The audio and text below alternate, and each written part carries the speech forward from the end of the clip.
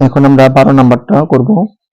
তো এখানে আমাদেরকে বলছে যে a to the power p plus q divided by a to the power 2r into a to the power q plus r divided by a to the power 2p into a to the power r plus p divided by a to the power 2q is equal to 1।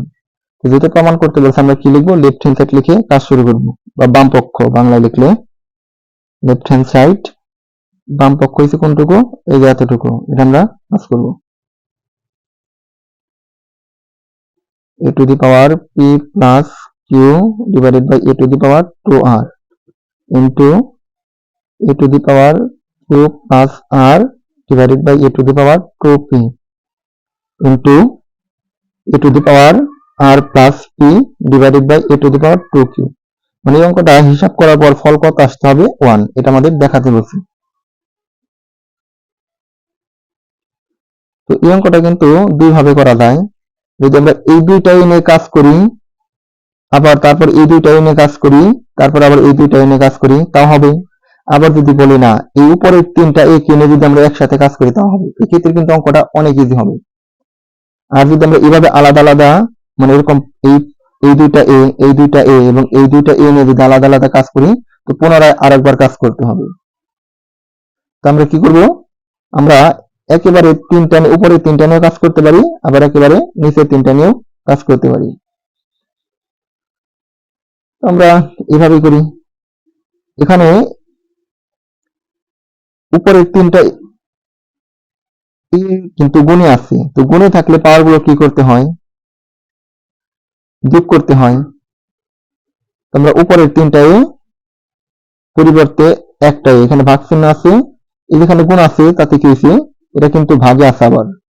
তো গুণ বোঝানো হয়েছে সাধারণত এই উপরের পদগুলোকে। তো তিনটার পরিবর্তে একটাই দিলাম, আর উপরে যে পাওয়ার গুলো ছিল তাদেরকে আমরা যোগ আকার লিখবো। a to the power p plus q, এই যেখানে গুণ থাকার কারণে পাওয়ার গুলো যোগ করতে হবে, q plus r plus r plus p। কারণ একটা সূত্র আছে যেরকম a to the power n into a to the power n যদি হয়, তাহলে আমরা কি লিখতে পারি, এই দুইটা বেসের পরিবর্তে একটা বেস আর উপরে পাওয়ার গুলো যোগ করতে হয়। তো এখানে তো দুইটা পদ আছে, যদি আরো অনেক থাকতো তবে পাওয়ার গুলো কি করতো, এরকম যোগই করতে হতো। এখন নিচে দেখা যায় তিনটা এ আছে, মানে বেস গুলো একই রকম। তো তিনটা বেসের পরিবর্তে আমরা একটা বেস লিখবো, কারণ এটা তো গুণে আছে। এই গুণ তো এখানে এই গুণ দিয়ে কিন্তু এদিকে কিন্তু গুণে বোঝানো হয়েছে।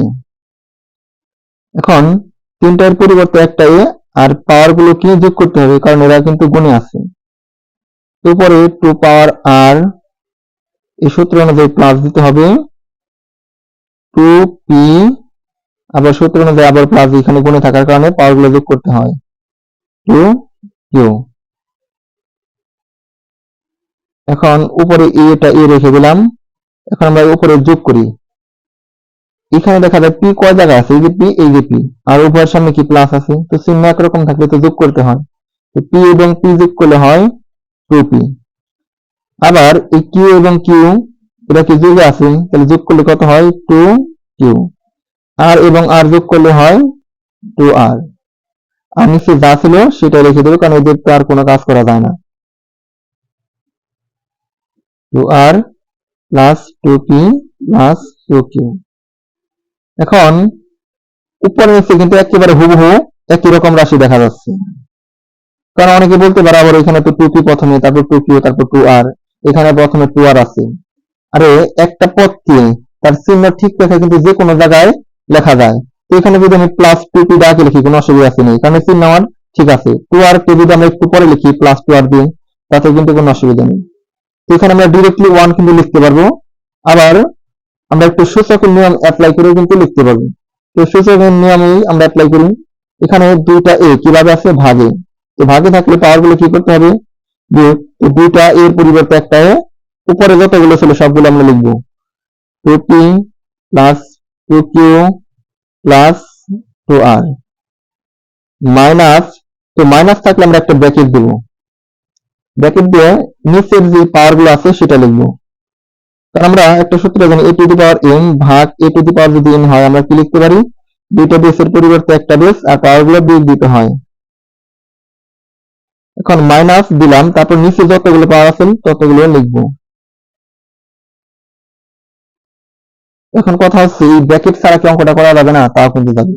তো তখন হচ্ছে এই মাইনাস দিয়ে ডিরেক্টলি আগে গুণ করে দিতে হবে, মানে চিহ্নগুলো পরিবর্তন করে দিতে হবে। এখানে -2 লিখতে হতো, -2 লিখতে হতো, -2 লিখতে হতো যদি আমরা ব্র্যাকেট ব্যবহার না করতাম। তো ব্র্যাকেট যেহেতু আমরা দিয়েছি, আমরা ব্র্যাকেটটা ওঠানে কাজ করবো আগে। তো এইদের তো কোনো কাজ নেই, 2p plus 2q plus 2r। এখন ব্র্যাকেট উঠানে নেওয়া হচ্ছে